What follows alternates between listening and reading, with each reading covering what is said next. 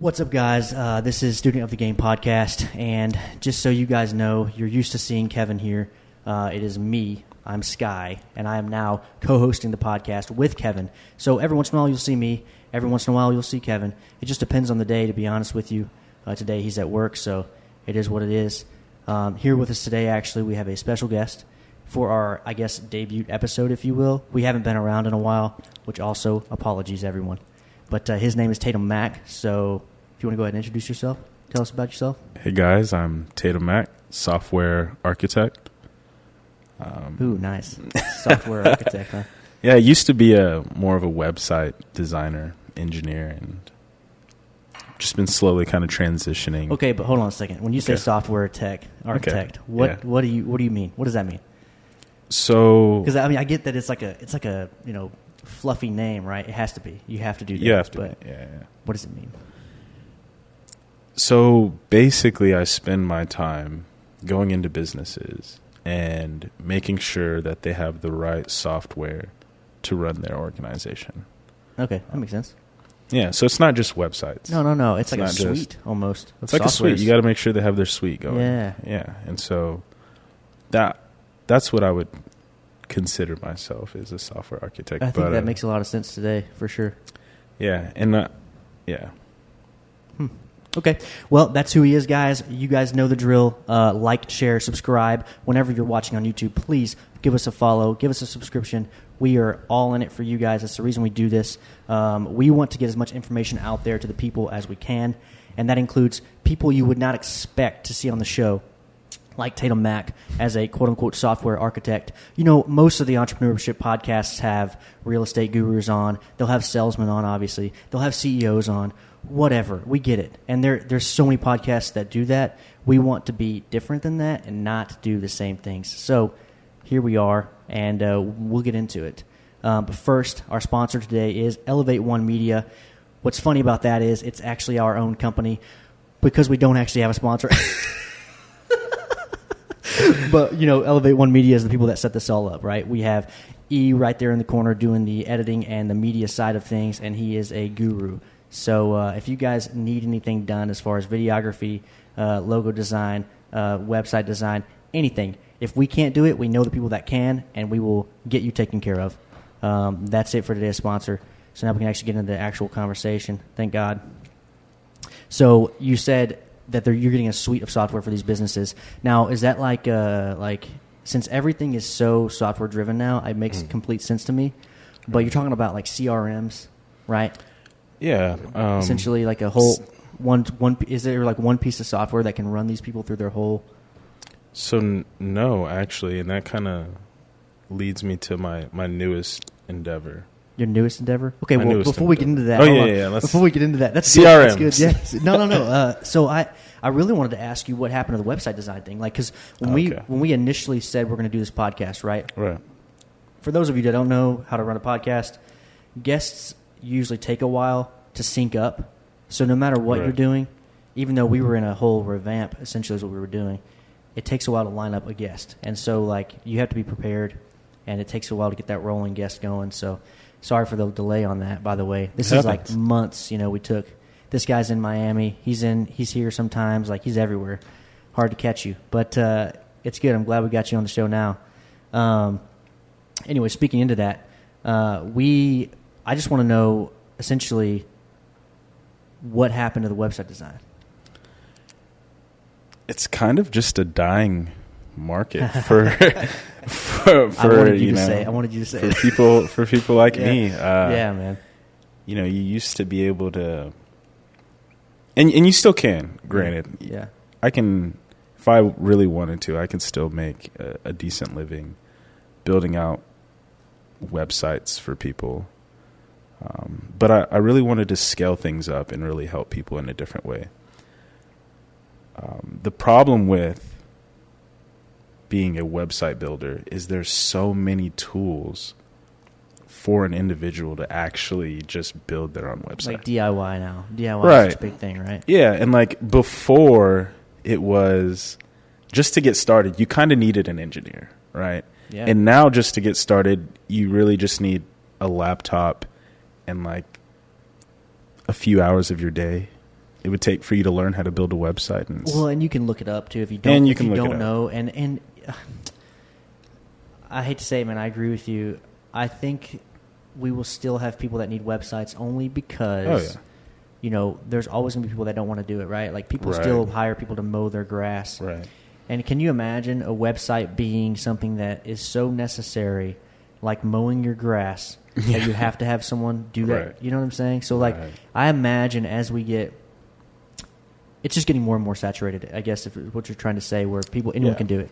Yeah, it's super saturated. Right. But I imagine we'll be at a point where, I think we're at that point now, to be honest, but everyone should have a website. Everyone should have a website. But if you don't have a website, do you have a company these days and ages, Right. You need a website. Well, why do you think that is? I think first and foremost, if you don't have a website, it's harder to take the person seriously. Right? So, and you need a place to have all of your work. Like you can keep it on Instagram, right? Or send them a catalog. But if you have a business and I say, okay, well, let me see your website or can I check out your work? Right. Employers, people that you're doing business with, they want to be able to easily access information about you and your company. And so the website is really the first step before, any customer makes a purchasing decision. Yeah, I think it's a lot better to see that versus seeing an Instagram and then going to somewhere. But that's what always kind of confuses me. I'll be honest. I've had trouble in businesses that I've done and tried to start about how I want to go with the funnel. Does it make sense? Like a click funnel? Yeah, like the click funnel. Which way do I want that to go? And I'm just kind of still there. Like I'm kind of like, where should I even start? Like I've gotten to the point where, obviously I can make money from something. That's great. But the click funnel is important, I guess, to an extent. But a lot of the businesses I run are word of mouth anyway. So that's actually, really the best way to go is word of mouth. Organic reach, right? Organic. Grassroots or whatever. But I'm not into the click funnel thing either. Okay. I think it's kind of like showy. I'm like, look, if you find me on Instagram, you can get to my website. If you find me on Facebook, you can get to my website. Right. There's no system of I'm going to guide you through this process just to make a purchase. Like if you need what I'm bringing to the table and my services, then just it's on the website. I don't have to guide you through, and have this crazy process. So you just don't worry about that. That makes sense though. Yeah. Typically my people call me though, It's kind of like word of mouth too. So it's really rare that a person goes through my website. It's a lot of word of mouth. I'll get a phone call. And then just go from there. Yeah. That's good. That's a good point. Interesting. Yeah. So whenever you say you're building this suite for this employer, essentially is what it is. It's probably mostly big business, like corporate or whatever. Or is there? I try to do, bigger businesses. Right. That makes sense. Because the time that it takes, Yeah. You really don't want to waste your time. And that's another thing about kind of going back to the websites. Right.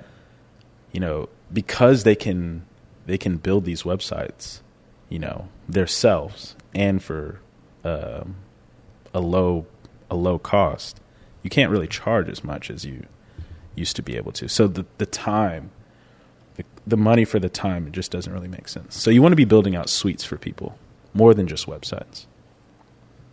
Yeah, I mean, okay, interesting.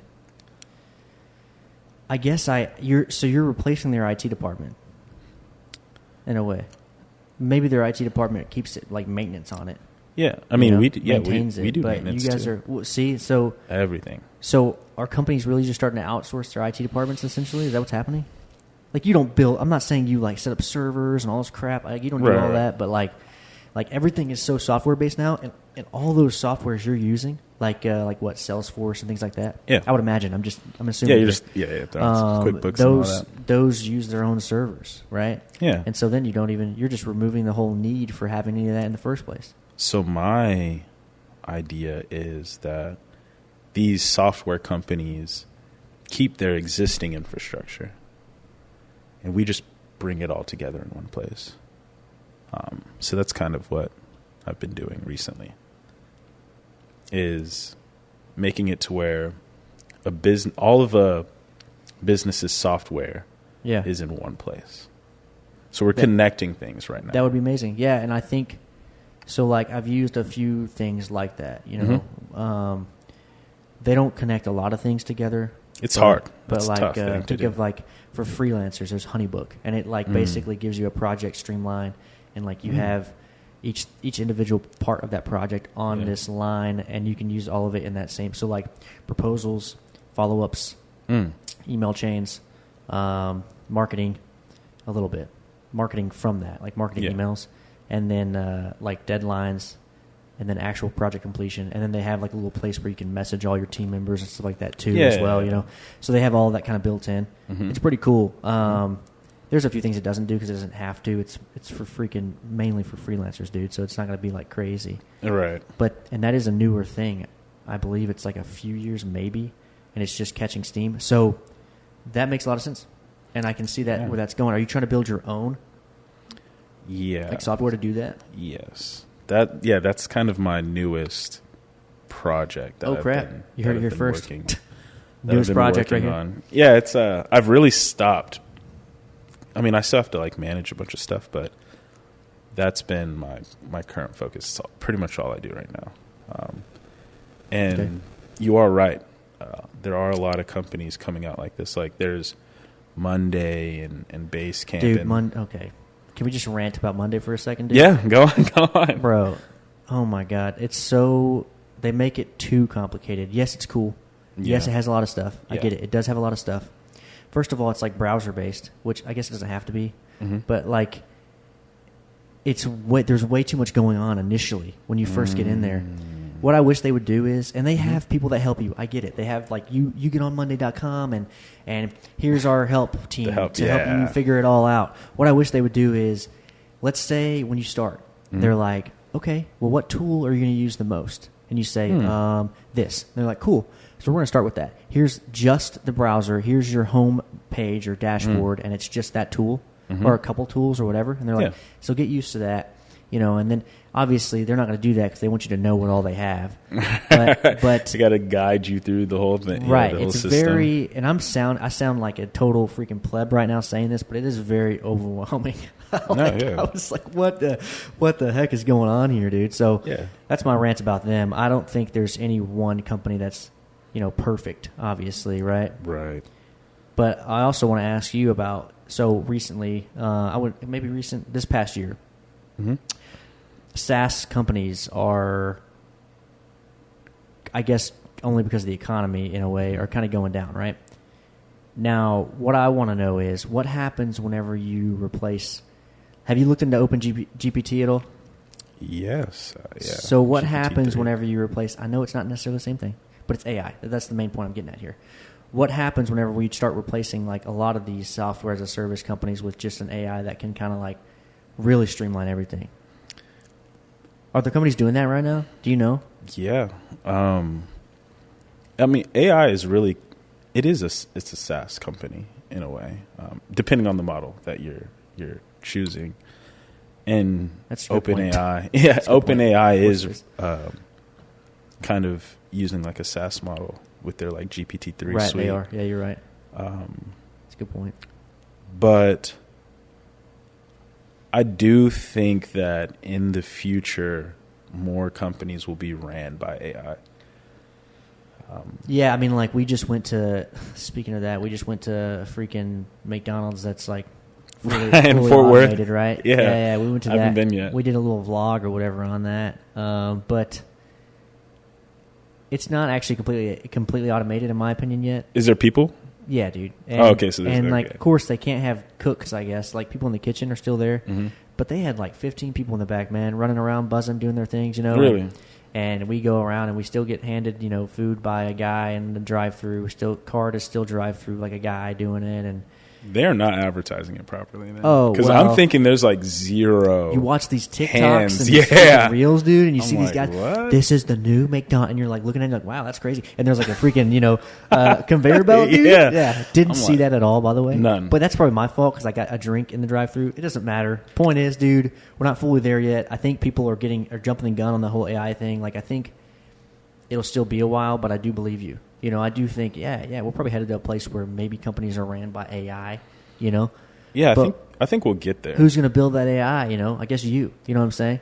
That would be awesome. Software architect. Did you get into that? Like, are you learning as you go type thing? I mean, most entrepreneurs do. I just, Yeah, I think I'm definitely always learning. Yeah, for sure. I've kind of been studying the field for a while. Right. And then I'm just starting to, like, apply things. Dude. Open it up. Well, what got you into that? Technology or AI in general? No, not even AI, dude. Just software. I guess I just mean software as in general. Like back in whenever you were building websites before that, like when did you really, I was blossom? a kid. It was really like a kid. I remember I got the first iPod Touch. Yeah. When it first came out. I didn't have a phone or anything. I got the iPod Touch. And I used to get on this thing all the time and like look at the UI. I'm like, wow, this is super beautiful. And I remember telling my mom at the time, like, hey, this thing has screens, and eventually cars will have screens, and everything will have screens in this like UI and all this stuff. And I used to tell my mom that, and that's kind of how I got started in the whole tech space. Right. But software specifically, I think I just wanted to build an app at the time. I had this, I forgot what I had this idea of building an app, and I didn't have the money to hire an engineer. So I was like, oh, like what am I gonna do? So I ended up just like teaching myself how to code. That is literally the story. That's how the story goes for a lot. Yeah, for a lot of people that start their business or start doing it. It's like, man, I couldn't get someone to do it. I didn't have the money. Bootstrap it up, dude. Just do it yourself, man. What else are you gonna do? Awesome, yeah. All right, that's a big lesson for entrepreneurship for sure. Oh yeah, doing it yourself. So yeah, I locked myself in I was living at my grandparents' house actually at the time. Locked myself in the room and spent like 6 months just trying to teach myself how to, do code. And then how it ended up like kind of scaling is where my friends would say like, hey, like we need websites and stuff. And so I'd start building stuff for them, and then just kind of sprawled from there. Started making money here and there. And I was like, oh, forget this app. I can make money just building websites. And right. Now that market's kind of like, yeah, it is. No, it is for sure. I think for that part of the game. Yeah. I like to see that more people can create. Mm. So, I'm in the podcasting game, and I actually love being able to just have someone else start podcasting. You know what I'm saying? Mm. Like a fresh face. Doesn't matter who it is, dude, but anyone can do it is my point, right? So okay. Some guy can walk up and be like, hey, I want a podcast. What do I do? And I'm like, it's actually not that hard, dude. You're saying I can start podcasting like tomorrow? Easy, bro. Easy. And like, I'm not saying it. I don't need the gear. Well, yeah. So I'm not saying it will end up like like perfectly spot on or whatever. Okay. But just like any business, podcasting to me is like you have to do it, and you're not going to be good at it if you don't do it. Mm-hmm. It's like I don't know, being a stand-up comedian. Which I don't even know why I'm compared to that. I'm not a stand-up comedian. I'm just saying, like, the reps, dude. The reps, And so how do I get reps in podcasting before I have the year? Well, I don't know. Record on your phone or something, dude, before you start going. Just test it out. Is that how you started? Yeah, I started with an audio interface, which I don't know if you know what that is. But I don't know what that is. So an audio interface is the little box that connects a little XLR cable like this to your computer, essentially is what it is, right? So that you can have a mic going to your computer for like a recording software, whatever that GarageBand. Right. GarageBand's free on MacBook, dude. Yeah. So like it's not you've got no cost. GarageBand on your iPhone, no cost, free app. Boom, done. So you got the recording software down. Now all I need is that little device that gets the audio interface that gets the mic to the phone. Well, guess what? Now they have freaking mics that plug into phones and computers. No. So you don't have to worry about it. My point is, dude, you buy a mic that might be your only investment, so it sounds decent. It's not just your freaking phone, mic. And from there, dude, I don't know, upload it to Anchor, bro. You were asking for tips and tricks earlier, dude. This is it, man. This is all. Podcasting is very simple, in my opinion, but you can make it as simple or as complicated as you want to make it. Now, I have a question. I mean? Can anyone upload to the podcast platform? Is it like on like Apple's podcast platform, or like what? How does that work? No, yeah. So that's a good question. Anchor like I mentioned them earlier, they're free, right? Well, Anchor is owned by Spotify, right? But even though they're owned by Spotify, well, they were bought by Spotify. They weren't created by Spotify. Yeah. Even though they're owned by them, they will mass distribute it to all the platforms. So that's Apple. So they'll put it on Stitcher, Gotcha. Podchaser, whatever podcast app you can think of. Wow. They'll put it all over the place. They used to not do that, by the way. That used to be the biggest downside to using Anchor. So, like, for our podcast, of course, we have a hosting company that does it for us, and we don't use Anchor. So do you have to find a distributor? You can't put it on yourself? You can't. Now, here's the caveat. All a podcast is an RSS feed. Okay. And I know you know what that is. So the RSS feed is read from wherever you have the RSS feed at, right? If you use Anchor, it's on Anchor's. It's their thing. Gotcha. For us, you don't want someone else to own your podcast. So essentially, you get a website, you have the RSS feed on the website, and all the places read off that RSS feed. All the host is there for is to translate, essentially. So yes, there might be a way. I'm not the software architect, bro. You could probably figure out. I'm not gonna lie. You could probably figure out a way to be like, oh yeah, I've built websites, dude. Yeah, sure, I do logo design, bro, dude. Okay. I'm not trying to sell any secrets here, but it's not that freaking hard. You just learn how to do it and do it. Right. It's not like coding. Coding is a whole language you're learning, so it's different. It's a totally different world,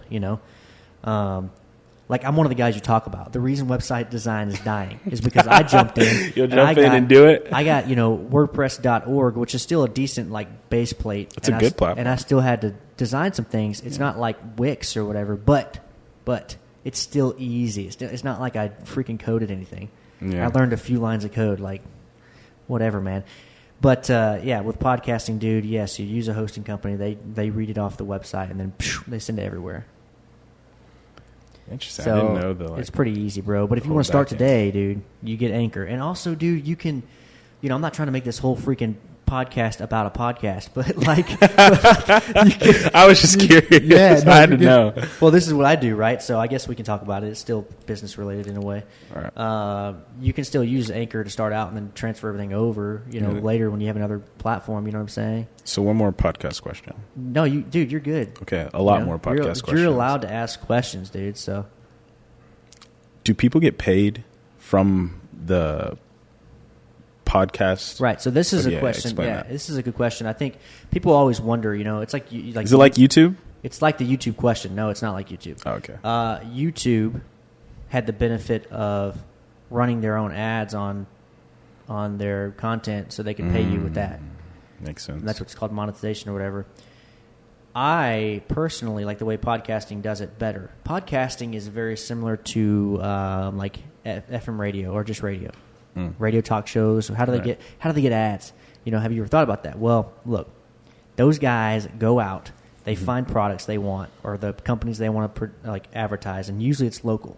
Like 97.1 will pick Lockwood Distilling, in Richardson because they're local, and they'll be sponsors, stuff like that. They'll be like, you guys need to come out to Lockwood. We're here live. We're doing this, blah, blah, blah. Well, that's like the old school affiliate marketing. Right. That's what that is. And everyone thinks affiliate marketing is a new thing. It's not. It's just targeted different. Timeless. Yeah. It's just targeted different now. But with podcasting, it's more about, you can find those locals.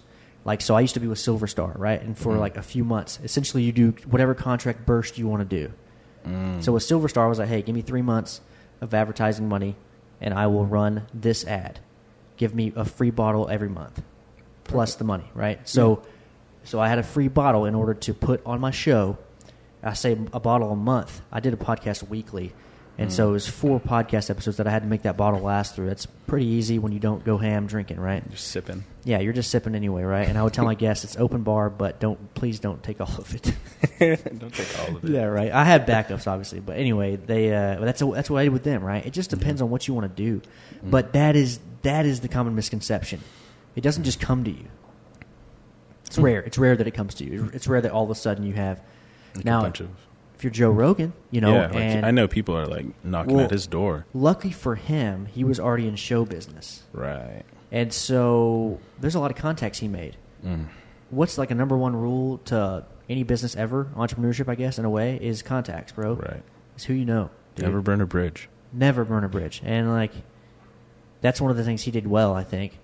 And so next thing you know, he gets on Spotify, and he already had Liquid IV. He already had, all these other companies hitting him up. Wow. Let's do this. And so, and if you're big enough, you might have people hit you up, but you also have to know when to say no. You can't take every little thing. Like some guy hit me up for being a tattoo. Like, there's this balm that you will use on tattoos. I have a full sleeve. And he wanted some advertising? It was like Lucky 13 or some crap. I don't know. It's a very small company. Whatever. Right. It doesn't matter how small it is. Honestly, if they're paying, you're good. But if you believe in the product also. Right. I hadn't used it yet, so I was like, I don't know, just send me a little vial of it and I'll use it. And I hated it, dude. I couldn't stand it. So you didn't I didn't do it. Them. But my point is that you can't – I wasn't making any money from anybody else at that time. You can't jump at that, dude. Right. If you're not making any money, it doesn't matter. Because if you do it for the money, if you podcast for the money, the content will suffer. Always. Right. Like today we don't have a sponsor today. Why? I don't give a crap about that. Right. It doesn't matter. That's the same with software, too. It really does not matter. Yeah, and I'll say that. Yeah, and I'll say this, dude. Like, yeah, cool. Of course, people want to freaking see that you have a sponsor. It makes it more professional. So I'm gonna have a sponsor segment. Right. It's gonna be an actual business. It might be the business that runs this fucking podcast. Okay. But sorry for the audience for the cursing there. But anyway. I don't know if that actually matters. I don't know. Did you talk to Kevin before this? Does he care? All right, cool. All right. I figured he did. It doesn't matter. No cussing. Sweet. In this podcast. It's family friendly. Family friendly. Nah, it doesn't matter. But anyway, that's that. My mom might watch this. So. Well, my mom probably will too, but who am I kidding, dude? She won't watch this. My grandmother might watch this. I don't know. Sorry. But anyway, dude, that's that on the whole podcasting bit. I hope it helps you out. You trying to get into it? You trying to podcast now? Do this thing? I think I may leave the podcasting to the professionals, but okay. I'm pretty decent at software. Well, what you need to do then, do things like this. Like this podcast is perfect. But you can also reach out and start hitting other people up. And, right. This is a good warm up for me. Exactly, and run around and get used to it. I would say for anybody out there listening that wants to expand themselves and gain contacts, because it's who you know, get on podcasts. Doesn't matter what their audience size is. They may say our audience size, we have 3,000 listeners, which isn't big at all in the grand scheme of things. Right. But 3,000 people that have never heard what you have to say is more than being able to walk up to one person. You know what I mean? Right. At a coffee shop. Right. It's also freedom. There's a lot of freedom in podcasting. That's why I chose it, man. You do all the stuff yourself. So the advertising thing might be a downside to people, but nah, I love it. I have to walk out and get that advertising. Wow. And it's free. I can say whatever I want. Right. It doesn't matter. Except cussing. For the fans, right? For the family and the fans. I don't want to, just up to them, right? But besides that, it's not some radio person on my head like telling me no, not to say that or whatever. It's not TV at all. Right. You don't have anyone kind of like monitoring it like that. So your next plans, dude. So that's the big plan, is to have a whole all-in-one software. You do anything else? No, the next plan is to get into AI. So actually, kind of like you said with like GPT-3 and Monday, we're building a platform similar to where it's like a combination of those two things. Interesting. Yeah, so the problem... Details or no details? I'll give you some details. We are in stealth mode right now. I'm kidding. The problem right now with artificial intelligence is the cost, right? So let's say you own a business and you want an AI to perform specific tasks and give you specific insights. There's not really a platform that you can go to just integrate that. You have to hire an engineer, and you have to hire machine learning engineers and do all these things to then incorporate this artificial intelligence into your corporation. GPT-3 is actually doing a really good job at this, kind of making the ease and access of artificial intelligence easy for everyone. I mean, high schoolers are using it, dude. Right, but to integrate these things into your business, you have to have an engineer. Right. They're kind of like putting out these... what is it? GPT-3 chat, right? Yeah, chat. It's like chat GPT-3. Yeah, but like to have their AGI actually in your organization, you need an engineer to be able to add that within your organization. Right. So Friday, which is the company that I'm building. You're allowed to say the name? I'm allowed to say the name. It's Friday. What a guy, dude. You're doing Friday versus Monday, dude? It's called Friday. That's amazing. Yeah. Is it I actually got it. No. Have you gotten everything already? A lot of stuff. I just want to make sure. Haven't got I don't want to announce this on a show where you get your name stolen, bro. It's not Friday.com. Okay. That is a expensive URL. I'm sure all the days of the week. Oh my gosh. You know? Yeah. Sunday.com is probably freaking hella expensive, you know? Oh my gosh. It's unreal. But no, the URL is not Friday. I'll send it to you a little bit later. Okay. I was going to say off air you can. That's fine. Yeah. I just don't want to screw you over, dude. Like, no, you're good. If someone says something on here and then they see it and they want to start a company and then boom, gone. They can take it. Dude. Best product wins. You know, I don't care about the name. You know what, dude? Good for you can you, take man. it. Good for you. Take it. Nah, that's... It's about the people, you know, like if someone can build a better product than I can, then awesome. That's the way to see it, in my opinion. I'm here to compete, you know. I'm trying to build. Well, that's what I'm talking about, dude. Build some stuff, you know. So take my ideas, whatever. Oh, man. The feast or famine mentality kills me, dude. I hate it. I can't stand it. Like, dude, that's not how it works. There's always something for everybody. I don't know. You know, and maybe when you want to get out of a saturated market and go into something else, sure, do it. Yeah. But even after we've said all we said, if someone told me they were going to do a website design and they want to do that, I would tell them to do it. You know what's crazy? And you probably experienced this being in website design is my biggest thing with my customers or my potential clients is I would have so many people make me sign NDAs. Like I'm going to take the time out of my day to steal their idea. Yes. And I'm like, dude, like it's really, I'm not that passionate about it to steal it. Their idea. You know? Why would I do that? Right. Like I'll build it for you, but I'm not passionate to steal it without you. Like I need you. I need you here. You know? Yeah. You're the business. They're the business for you, right? Yeah. And the clients are the business. And why would I do anything like that? That's like this restaurant thing that I want to tell you about. He made everyone sign an NDA, which is fine.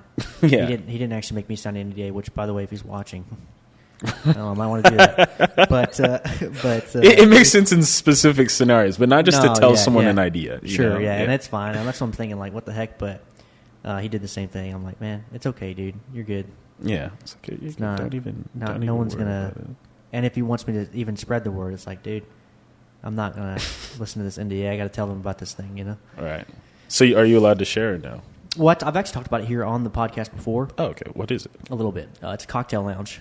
I do remember this actually. And it kind of went through the ringer, right? Because Kevin wanted to be in it and all this stuff, and I think Kevin got ahead of himself. And he said that he admitted, he's like, yeah, I did. I got really into it, and I cared about it a lot. And it's one of those things where it became like a passionate project type thing. Okay, well, look, and he just like, I can't do this. He's like, he bailed because of that, right? Okay. Also, there was some nuances. I won't get into the actual percentage details, but they weren't, and we can talk about that off air.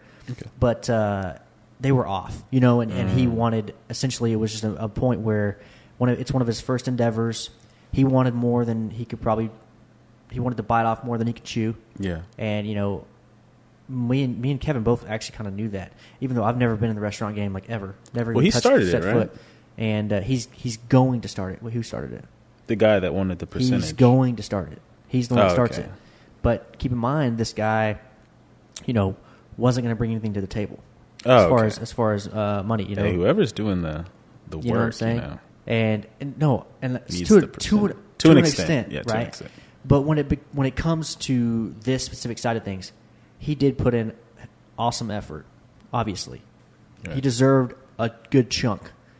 He was just asking. He was a little bit overboard, and so he didn't really want to negotiate at the time. And I think it was just a matter of pride, and that's fine. But he's come around. He's come around now. Yeah, he's back at it again, and that's the reason that I did what I did. And I was like, "You really want to spread the word?" Because normally, I'll spread the word, right? Because normally, I got a podcast.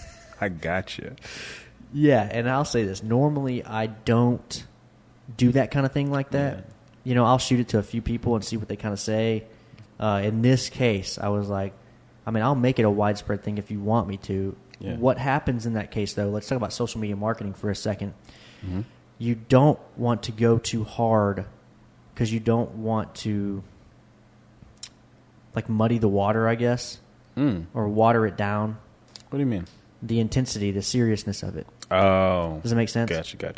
And like some people can see through it. Actually, most of the time it's entrepreneurs and businessmen that can see through it. Yeah. But if I had someone that wanted to also kind of start something and didn't know, that's like a red flag to them.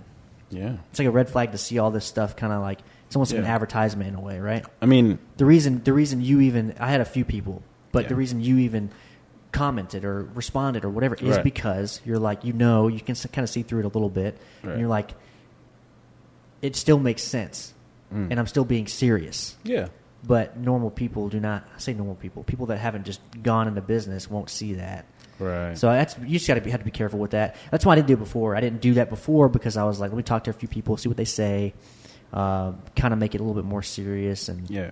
you know, I think authenticity is important with social media marketing. that's a good point too. And that's a good point. You're right about that. And I am always genuine. Like, I'm not the guy. I don't do the whole. For those of you that don't know, behind you is behind the cameras is a bunch of motivational posters. I don't do that whole thing. Like, that's not me. You know what I'm saying? I'm not dogging on Kevin here, but but you know, from social media, right? It's like I'm not the guy. But anyway, besides all that, that's the restaurant. I'll tell you a little bit more off air. We can actually get into details. You know, of course. That's cool. I think that, I don't know, partnerships are hard to come by anyways, you know, just trying to organize people. From what you said of That's a good point. your buddy and asking for, you know, a lot of percent. I do think those negotiations that's hard to discuss and like come to an agreement sometimes. Was that the cat? Freaking cats, man. Oh, it was the monitor? Oh, man.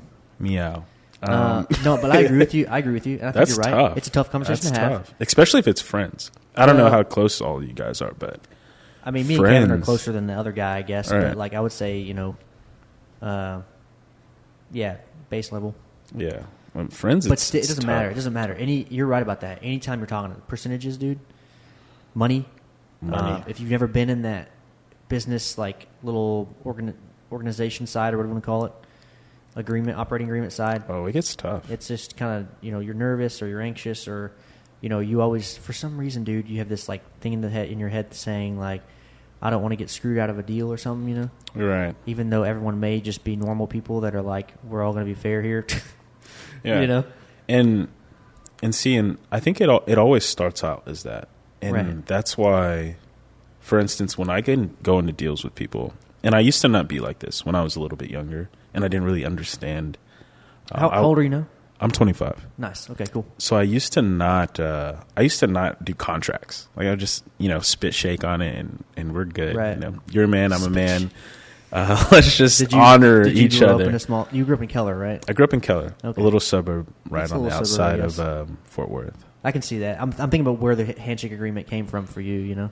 The spit shake. Yeah. I was joking. It was No, you're well, I'm telling you, I'm from a small town, right? And that's okay. serious. You're like, yo, if you spit shake, Dude, that's it, dude. It's going to the grave with this spit Yeah, shake. this is like a pinky swear, man. I'm not kidding, Pinky bro. swears are pretty tough too. But if I spit on my, you know, that's something. You better keep your word on that one. Oh yeah, you better be serious for sure. But I used to not even do like contracts and like for little things, little jobs. It's just like, yeah, I got you, you know. And you know, I've definitely changed my way of doing business because, kind of like you said, it starts out friendly, right? But then when money gets involved, or you know, you've got like situations where, let's say, a partner wants to leave, and you know, you don't want them to leave. It's like you have all these different disputes and these things happening, and the contracts and stuff are important. But I used to not do any of that kind of stuff. Yeah, man. And I'll say this: like Kevin actually taught me a lot about that in that regard. Kevin is good at that stuff too. As far as business negotiations specifically, man, I know he's good at that, and like that's one thing I kind of learned from this whole process. Whenever I was out there doing this with him and Fabian, it was like, man, I can see it. You know, it was good. Yeah. It was a good learning experience for sure, no doubt. The other thing I want to ask you though is why you're in Miami. Why am I in Miami? Yeah, you have family there? I do not have family in Miami. It's up and coming, dude. And that's the thing is like, I actually think Dallas is more up and coming really? than Miami. Yeah. Oh no way! In my space. In tech? For real? Dallas? I mean, I want to hear this. This is a hot take, dude. Everyone talks about Miami like it's the thing, dude. I mean, think about it this way. Elon Musk is in Texas. He's not in Miami. And he launches his rockets from Miami, or not from Miami, but in Florida. Yeah. Yeah, you're right. This is a hub. The taxes are low here, it's This is the hub. But and there's a lot of incentives out here. Yeah. For tech companies. Yeah, yeah. But the reason why I'm in Miami is I'm just trying to expand. I get it, meet new dude. people, and the weather is just amazing. I just want to make sure you're not pulling any like FTX stuff out here. No, I don't kidding, own dude. any Crypto? You're not in crypto? Actually, I do own Bitcoin, but that was okay. just I own just Bitcoin. That's it. I'm not a big cryptocurrency. Dude, I'm not person. either, man. It's refreshing because I used to get so much shit for being the guy that's not in crypto. Yeah. And now I'm just like, dude, I told you guys, it's just another fluff, I'm just whatever. Yeah, what sucks is that it's becoming like what it was destined to, or what it set out to be. Yeah. Was cool. It was great. The idea, freedom, whatever, have our own little thing going. We can see where the transaction came from. All that stuff's great. It's cool. Yeah. But where it's come, it's not that. I think it's gotten completely changed, and of course, there's going to be regulations on it eventually, and right. It'll be another currency we use. I think Yeah. I was never into the hype of like the coin. I was more into the technology of blockchain. Blockchain, yeah. And I was like, okay, where can blockchain be applicable in? Well, that's where it'll go. All these different industries, like medical or all these different industries, and I think the currency just took off, right? And so people kind of latched onto that and I took agree. that forward. No, right? I totally agree with that. Yeah, blockchain is it. And that's but where blockchain will get. stay. For sure. 100%. And 1 or 2 cryptocurrencies will be the cryptocurrency, right. But like the whole fad of having like these 100 different coins that everyone's investing in, like I don't think that's like realistic there. Yeah. All right, dude. Well, I got one question for you. One last thing before we head out. Okay. Really, it's just what is the best piece of advice you have for a budding? I will just say, I'll keep it broad for you, entrepreneur, or a bud. You know what I'm saying? Knowing that you're in tech too, that'll. Okay. You know what I'm saying? Like what? Let's say they ask, like, where should I go? What should I do? That kind of thing. My best advice off the top of my head. So I don't know if it's the best, but. Oh, trust me. When I was on here, dude, my advice sucked. So mine is never give up, but also know when to give up. If that makes sense. Yeah. Never know when to give up. I think know when to give up. Never but never give up, up, but know when to give up. Right. Does that make sense?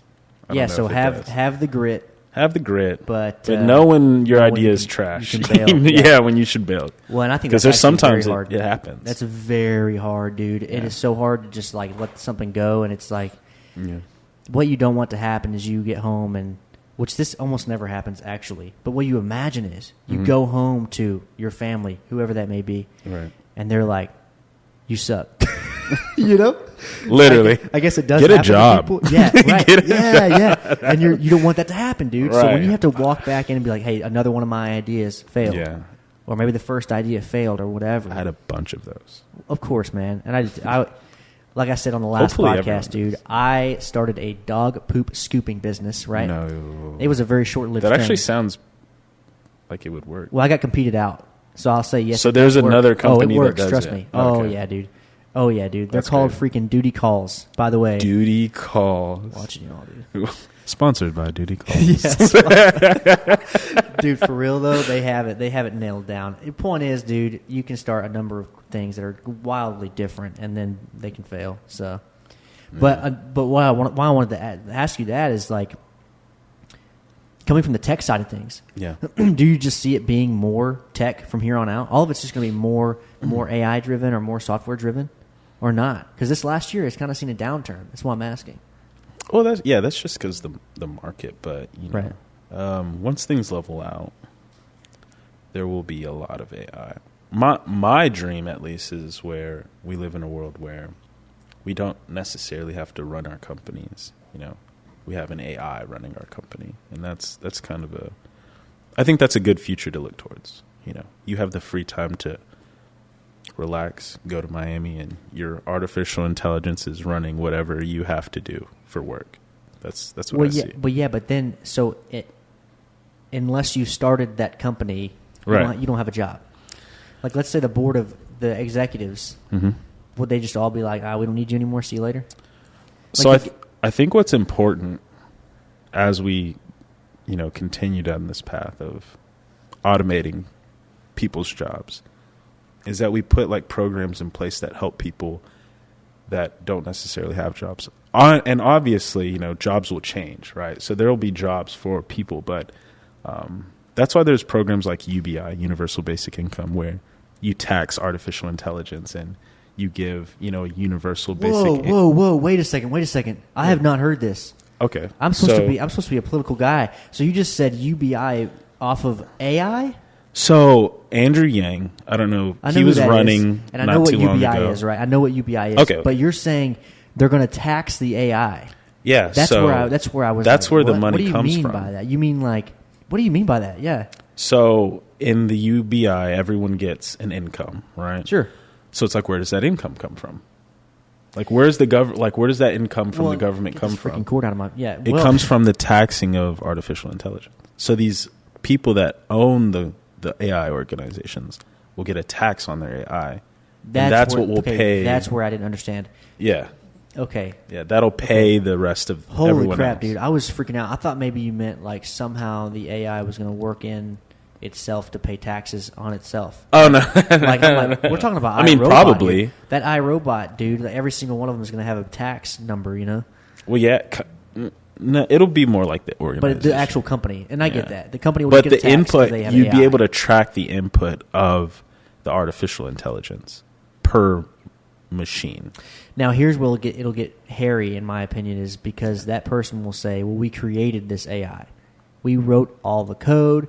We created it out of thin air, essentially, is what they'll say. Right. How is this going to be taxed? I mean, that's the same thing you do with a business. You could just create it. Well, but think about, that's a good point. I was going to say, think about a dinner I make. If I buy all the ingredients and they're just ingredients, single ingredients, it's not taxed. There will be, like any law sense. and any kind of like taxation, like Right. there will be ways to get around it. But yeah, I thought, so when Andrew Yang did that, as far as UBI goes, I was interested. It just depends heavily on how they track income and if they do like a progressive system somehow or not, and then where the tax comes from. And I guess I didn't know he mentioned coming from AI organizations. Yeah, that's where. Interesting. I just couldn't even think of where else it would really come from. That's the whole. Yeah, that's the point. the rights side against The artificial, UBI. That's right. why they're against UBI. Right. Is because we never have any idea. I say we. I'm a moderate. They never have any idea where the. I guess we never vote. have. Yeah, exactly. Yeah. The voters never have any idea of where that tax will come from. Where are you going to get that money for UBI? You know what I mean? And they'll come up with some weird stuff like, oh, we're going to take down property tax a little bit, or take it from property tax, or take it from wherever. Like in Texas, property tax is like everything, right? It literally pays for a lot of taxes. Right. So that was one thing that Andrew Yang was proposing, something like that. But that's really interesting. Yeah, that's why it just threw me off, and I was like, dude, I want to hear more. Like, what? Yeah, it is. Yeah, crazy. like you said, it's it'll come from the AI. That's why it hasn't worked now, because you're trying to figure out these places where it's coming from, and it's no one. So it has to come from the AI. It'll work more in the future once we have something to tax, to pull the income from, which will be the artificial intelligence. Right. Cool, man. It's really just adding more people. The artificial intelligence is essentially like a person, that you could tax.